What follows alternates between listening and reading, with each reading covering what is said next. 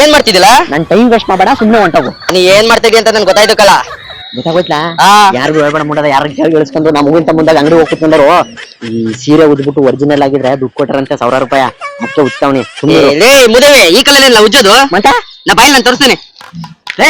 ಇದ್ಯಾಕ್ಲೆ ಮುದ್ದೇವಿ ಹಿಂಗ್ ಮಕ್ಕ ಮುಚ್ಕೊಬತ್ತಿದ್ಯಾ? ದೊಡ್ಡದೇ ನನ್ನ ಹೆಡ್ತಿಗೆ ಯಾರು ನೋಡ್ಬಿಟ್ಟು ನಮ್ಮೂರವ್ರು ಹೇಳ್ಬಿಟ್ಟು ಸುಮ್ಮನೆ ನಿಂದೊಳೆ ಸವೇತ ಕಣಪ್ಪ, ನಡಿ.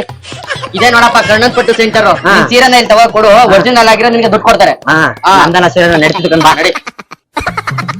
ನಮಸ್ಕಾರ ಸರ್, ಒರಿಜಿನಲ್ ಗ್ರ್ಯಾಂಡ್ ಸ್ಯಾರಿ ನೀವು ಉಜ್ಜಿಂಗ್ ಪ್ಲೀಸ್.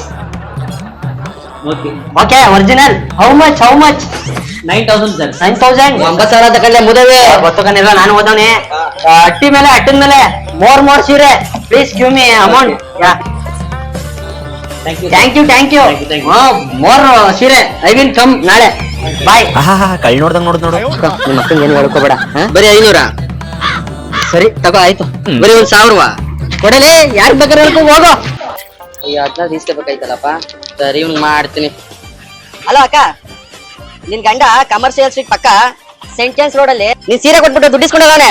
ಅಡ್ರೆಸ್ ಕರೆಕ್ಟ್ ಆಗಿ ಹೇಳ. ಅದ್ಯಾವ್ದೋ ಕಜಾವರ್ಣ ಎದುರುಗಡೆ ಕರ್ಣಪಟ್ಟು ಸೆಂಟರ್ ಅಂತೆ. ನನ್ಗೆ ಯಾಕೆ ಬಿಡಪ್ಪ, ನೀನುಂಟು ನಿನ್ ಗಂಡ ಉಂಟು, ನನ್ಗೆ ಯಾಕೆ ಬೇಕಿದೆಲ್ಲ? ಹಳೆ ಸ್ಯಾರಿಗಳು ಅರ್ಧೋಗಿರ್ಲಿ ಕಿತ್ತೋಗಿರ್ಲಿ ಒಳ್ಳೆ ಬೆಲೆ ಕೊಡ್ತಾರೆ, ಬಂದ್ ಕೊಟ್ಬಿಟ್ಟು ದುಡ್ಡು ಇಸ್ಕೋಗಿ. ಇವ್ರದ್ದು ಇನ್ನೊಂದು ಬೆಂಚ್ ಜಯನಗರದಲ್ಲದೆ, ಕಾಂಟ್ಯಾಕ್ಟ್ ನಂಬರ್ ಸ್ಕ್ರೀನ್ ಮೇಲೆ ಹಾಕಿದ್ದೀನಿ.